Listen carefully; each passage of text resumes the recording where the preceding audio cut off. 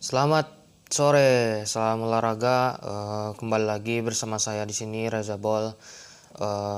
Di video terbaru saya ini saya ingin bahas semifinal leg kedua.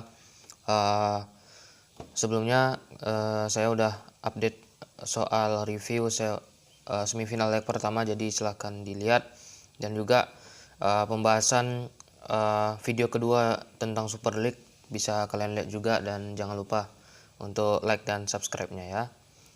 Oke, kita bahas dulu PSG lawan City, mainnya nanti jam 2 dini hari. PSG City ini masih 50-50 ya. Memang City udah unggul agregat 2-1, mereka unggul 2 gol tandang. Tapi PSG memang nggak bisa disepelekan ya. Mereka punya taktik yang bisa dibilang taktik mematikan, yaitu counter attack. Kalau seandainya mereka udah counter attack tuh memang susah dibendung sama back-back lawan. Buktinya aja Barcelona dengan Munchen udah mereka kalahkan. Sekarang Manchester City, ya kita juga nggak bisa bilang pertahanan City lemah, tapi pertahanan City bisa dibilang lebih baik lah daripada dua tim sebelumnya, karena dua tim sebelumnya itu memang murni gol PSG itu murni dari counter attack, jadi mereka tidak bisa menahan serangan PSG. Nah, sedangkan City belum teruji kan.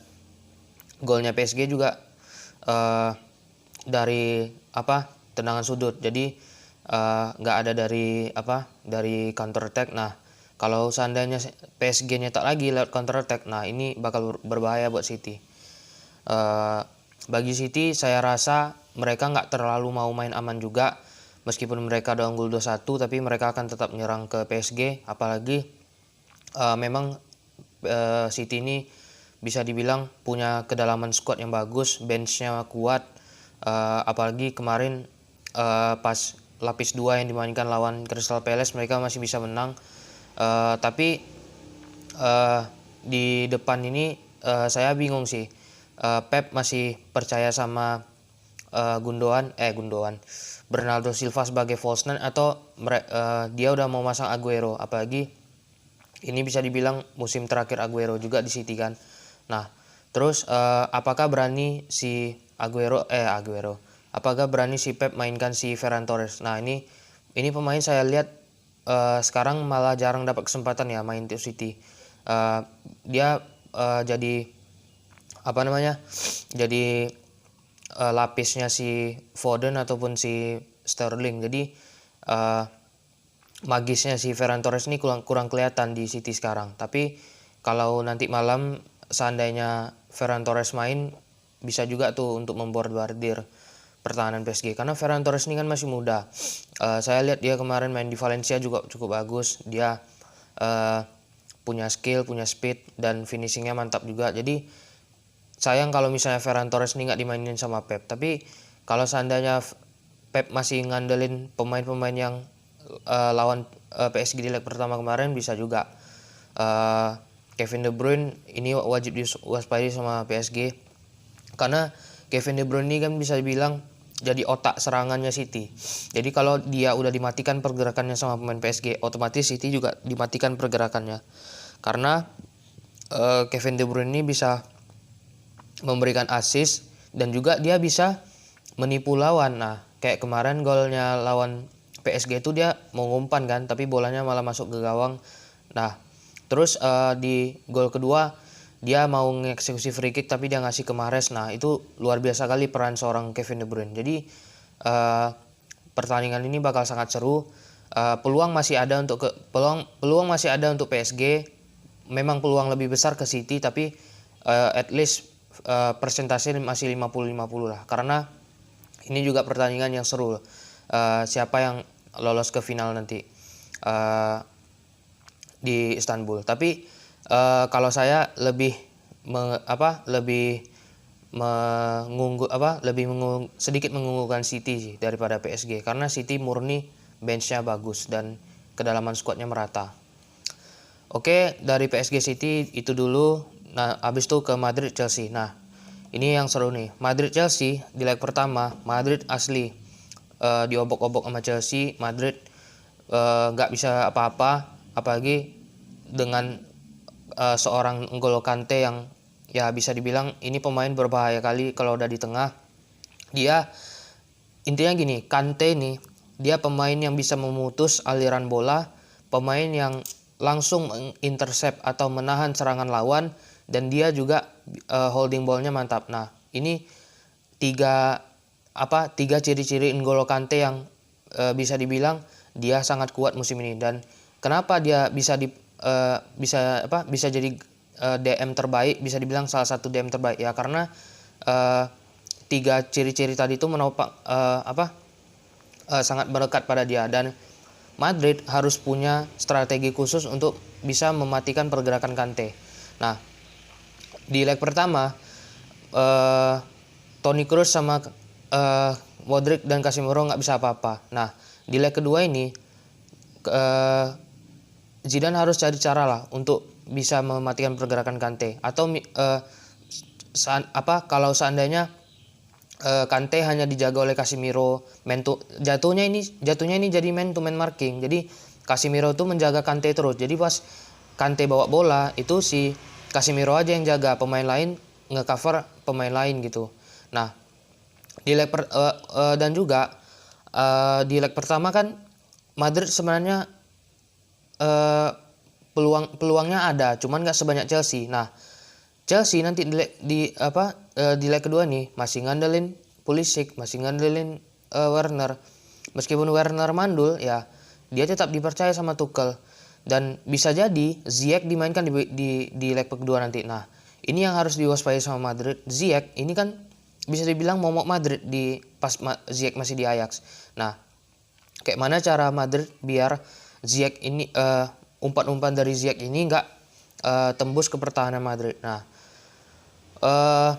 yang saya dapat kabar dari Madrid sih ya, Varane cedera lagi, kemungkinan 10 hari.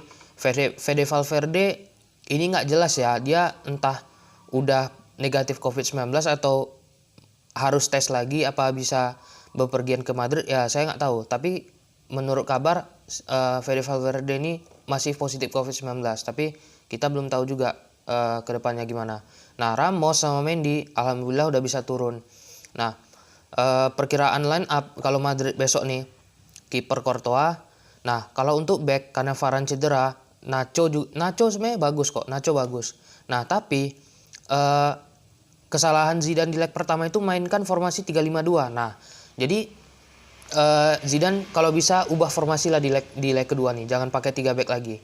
Nah, kemungkinan kalau misalnya Nacho disimpan, berarti Militao sama Varane yang jadi back duet.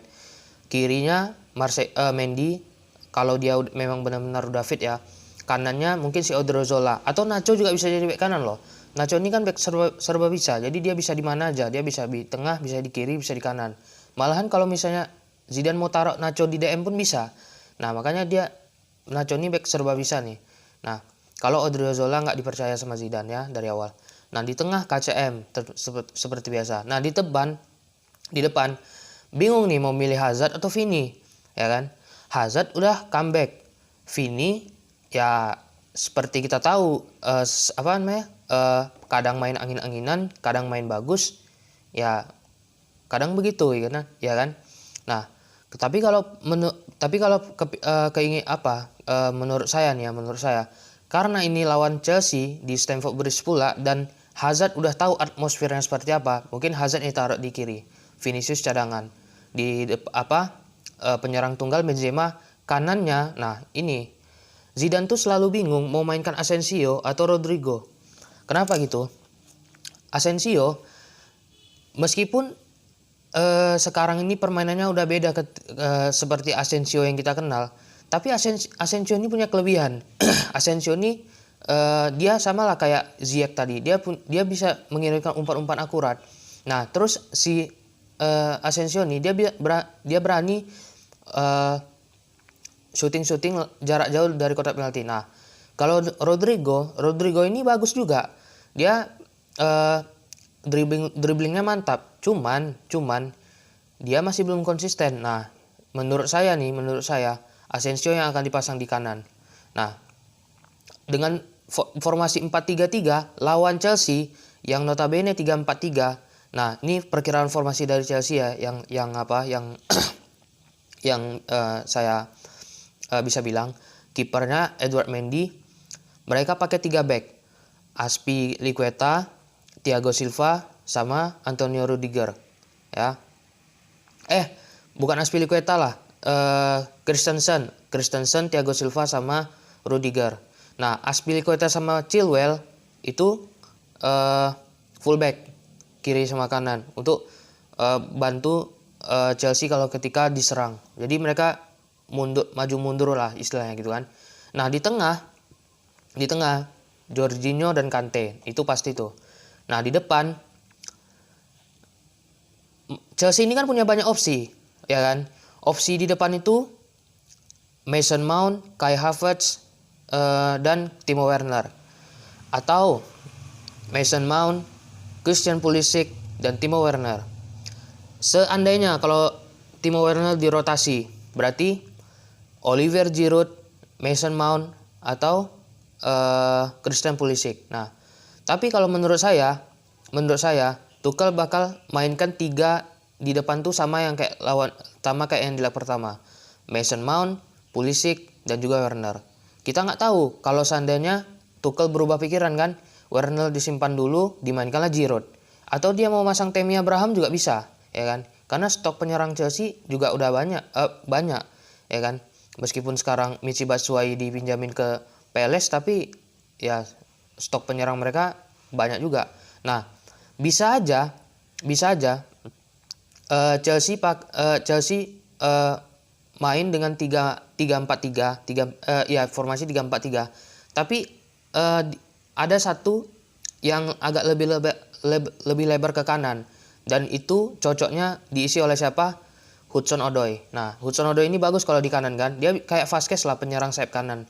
Nah, di kirinya itu Pulisic, baru Werner di depan, atau Olivier Giroud.